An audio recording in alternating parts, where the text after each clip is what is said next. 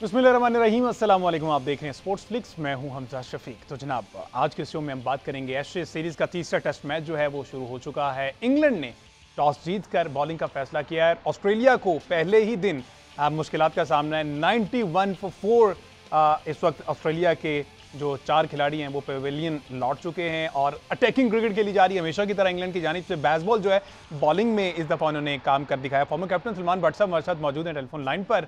उन्हीं से जान लेते हैं ऐसा क्या कर दिया 2-4 दिनों में कि इस तरह की अटैकिंग, इस तरह का अटैक कर दिया। भट्ट साहब अस्सलाम वालेकुम। वालेकुम अस्सलाम। भट्ट साहब, मार्क वुड और जो क्रिस वोक्स हैं मेरा ख्याल लकी साबित हो रहे हैं अभी तक इंग्लैंड के लिए। देखिए, एक एक विकेट लिए हम दोनों ने और एक वुड ने ब्रॉड ने 2 आउट किए हैं। बहरहाल यह है कि ऑस्ट्रेलियन बैटर्स को ऑब्वियसली किसी को कोई बड़ा स्टार्ट नहीं मिल सका।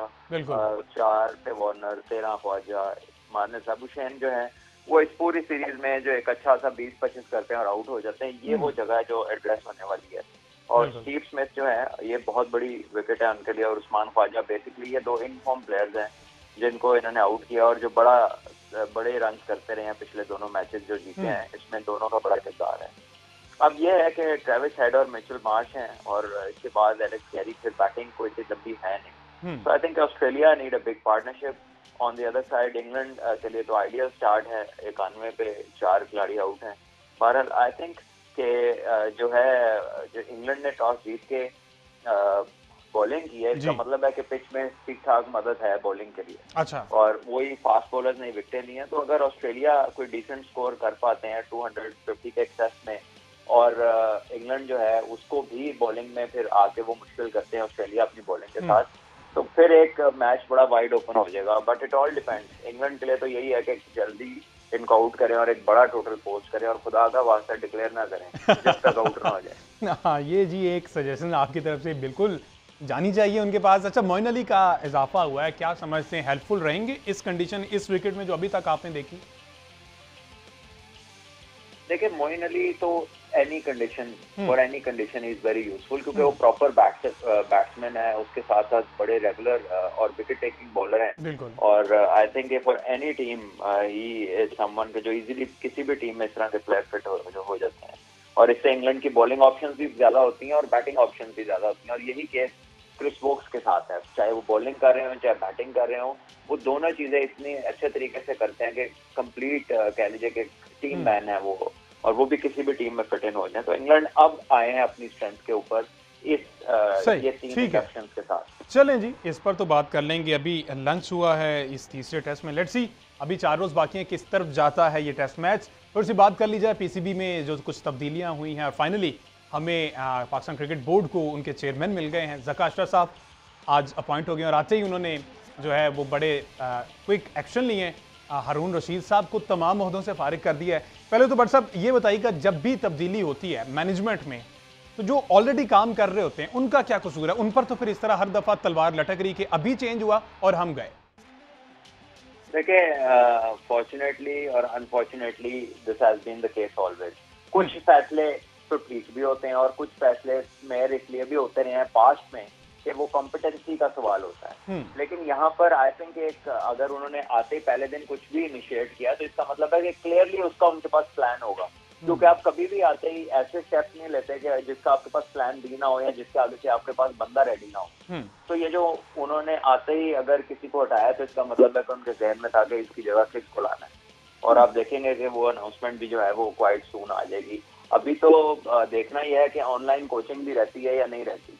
देखना यह है कि जो सिलेक्शन कमेटी में एंटायरिटी में तब्दीली आती है, जैसे आपने मुझे इन्फॉर्म किया कि हारून रशीद साहब अपने तमाम ओहदों से उन्हें उतार दिया गया। बिल्कुल ऐसे तो जब वो हेड ऑफ सिलेक्शन कमेटी जो नहीं रहे तो फिर बाकियों के लिए भी अब देखते हैं कि उनके साथ वो क्या फ्लूक होता है और उनकी जगह अगर कोई आता है या उनको काम करने दिया जाता है। क्योंकि नजम सेठी साहब ने बेतहाशा रिक्वेस्ट कर करके जो हैं वो हमारे हेड कोच मिकी आर्थर साहब को कन्विंस किया था, वो नहीं मान रहे थे। लेकिन उन्होंने कहा कि जिस तरह से आपके टर्म्स एंड कंडीशंस पर लेकिन टैग एक लगा दें हमारे साथ कि हमारे हेड कोच जो हैं, डायरेक्टर जो हैं वो मिकी आर्थर साहब। वो तरीका सूटेबल नहीं है for a country like Pakistan, for a team like Pakistan. आप एक जो है इतने बड़े क्रिकेटिंग नेशन जो कि one of the top Nations है क्रिकेट में, स्टैंड आउट किया। पाकिस्तान क्रिकेट हिस्ट्री ऐसी है कि पाकिस्तान अपने दिन पे, अपनी एबिलिटी पे किसी को भी दुनिया में हरा सकता है। बिल्कुल। तो for a country like this, और जिसने वर्ल्ड चैंपियनशिप्स भी 2 जीती हो, हाउ कैन यू जस्ट आप किसी के तरले मिनटों पे उतर आएंगे, यार नहीं तेरी मेहरबानी, तुम हमारा किसी तरह कोच लग जाए, चलो ऑनलाइन ही लग ठीक है ना। तो ये चीज जो है ना, ये सूट नहीं करती। आई डोंट नो क्यों उन्होंने किया, क्या उनका ऑब्सेशन था। ये शायद उनके जहन में था कि चैंपियंस ट्रॉफी जीती है तो शायद उनके पास कोई जादू का चिराग है और वो आएंगे तो दोबारा जीतना शुरू हो जाएंगे। हालांकि उसके बाद और उससे पहले जो फॉरेन टूर थे वहां पे पाकिस्तान का कोई सक्सेस रेट बड़ा ज्यादा नहीं था। बहरहाल कोई ऑब्सेशन भी होता है, लाइकिंग भी होती है, और ये किसी की भी हो सकती है। देखना तो यह है कि अब ज़का अशरफ साहब जब चेयरमैन बन गए हैं तो वो क्या स्टेप्स लेते हैं, उनका थॉट प्रोसेस क्या है। ये तो हम पहले से ही कह रहे हैं, जब मिकी आर्थर को लगाया गया था, कि ये इसको तो ऐसे ला रहे हैं कि जैसे वो होता है ना, एक फॉर्म का ऐड था कि नाम ही काफी है, यानी कि बस किसी तरह नाम साथ लग जाए। तो I don't know and I don't think कि कोई उनकी ऐसी कोई जरूरत थी या ऐसी कोई कैपेबिलिटी थी कि उन्हें हर हाल में कुछ ना कुछ लगाया जाए और फिर सब कुछ उनके कहने पे लगाया जाए। नाम साथ लगवाने के लिए तो पहले भी कुछ एक्स क्रिकेटर्स ने बहुत कुछ किया है और अब वो गुजर भी रहे हैं उस चीज़ से। अच्छा, लाइकिंग डिसलाइकिंग की आपने बात की। रमीज़ राजा साहब, उनको निकाला गया, नजम सेठी साहब आए, उन्होंने कहा कि मैं इनके होते हुए तो एटलीस्ट कमेंट्री भी नहीं करूँगा। ज़का अशरफ साहब आए, आते ही एक अच्छा जेस्चर दिया, दोनों ने ट्विटर पर एक दूसरे को मुबारकबाद दी है। उन्होंने अशरफ साहब को, ज़का अशरफ साहब को, तो उन्होंने कहा कि साथ ये भी लिखा है कि camera sound and action, that means कि मैं दोबारा से कमेंट्री पैनल का हिस्सा हूंगा और आप सुन पाएंगे। तो ये लाइकिंग डिसलाइकिंग, देखिए लाइकिंग डिसलाइकिंग का इशू नहीं है। ज़का अशरफ साहब अगर पहले आते तो रमीज भाई को असल में जो चीज अच्छी नहीं लगी थी, the way he had to leave the office, वो तरीका उन्हें पसंद नहीं आया था और वो फ्रस्ट्रेशन थी उनके लिए। लेकिन कीपिंग इन माइंड के अब सेठी साहब भी तो ऐसे ही गए हैं, बिल्कुल, और रमीज भाई से पहले जो गए थे वो भी तो ऐसे ही गए थे, और वो ऐसे ही आए थे जैसे रमीज भाई आए हैं, वो ऐसे ही आए थे जैसे सेठी साहब आए हैं, और वो ऐसे ही आए थे जैसे ज़का अशरफ साहब आए हैं। तो जब निकलने और आने का तरीका एक ही है तो फिर उस पर इतना गुस्सा और इतना रंजीदा होना नहीं चाहिए। और बाकी ये कि कुछ पर्सनल अटैक्स उनके किए गए थे, कहा तो सेठी साहब ने भी था कि आप करें जी कमेंट्री, हमें कोई इशू नहीं। बहरहाल प्रिंसिपल चांस जब कोई बंदा पाकिस्तान में लेता है ना तो फिर वो वैसे ही निकलते हैं उसके क्लिप्स जैसे बेयरस्टो के और इंग्लैंड के निकल रहे हैं स्टंपिंग के बाद। तो मेरा ख्याल है कि आप कोई हाई मॉरल ग्राउंड जो है ना वो इस तरह की नहीं होनी चाहिए कि जिसमें आप फॉरगिवनेस का फैक्टर जो है ना साइड पे कर दे। रमीज भाई जब भी बात करते हैं, जब भी वो ख्योदे पे आते हैं तो बड़ा अनफॉरगिविंग काइंड ऑफ टेस्ट के अंदर उनकी बात जाती है, और बिल्कुल वो और लेकिन जब उनको आप खुद से देखते हैं कि वो किधर हैं, वो क्या कर रहे हैं, वो किसके साथ काम कर रहे हैं, किसके साथ बैठे हैं, कहाँ कहाँ जा रहे हैं, तो वो उनके सारे जो दावे हैं ना वो मिट्टी में मिल जाते हैं। अच्छा, तो आई थिंक जी कि अपनी ग्राउंडेड ही इंसान को रहना चाहिए। हाई मॉरल ग्राउंड जो है ना वो आजकल हम लोगों जैसे इंसानों को हमें सकती नहीं। अच्छा बट साहब, वैसे चेयरमैन पीसीबी इनकी भी एफिलिएशन प्लेयर्स से होती है। लाइक हमने देखा कि जब नजम सेठी साहब आए तो बहुत से ऐसे रूमर्स थे कि मोहम्मद आमिर की उनसे मुलाकात जारी है, शायद मोहम्मद आमिर जो है वो कम बैक करें।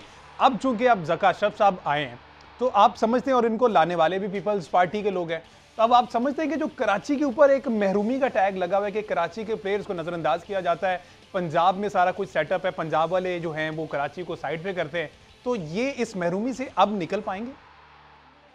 देखिए ये तो बस एक मीडिया गिमिक है। अच्छा। ये जब कोई प्लेयर अंदर बाहर होता है, कोई फेवरेट प्लेयर होता है, वो अपनी उसकी कह लीजिए एक पर्टिकुलर एक लॉबी होती है जहाँ से उसके लिए आवाज उठती है, फिर वो आवाज जब नहीं सुनी जाती फिर वो रीजनल मैराथन शुरू हो जाती है कि ये हमारे साथ ज्यादती, उसके साथ ज्यादती, ये ज्यादती। बात यह है कि सबके रन सामने है, सबकी परफॉर्मेंसेज सामने है।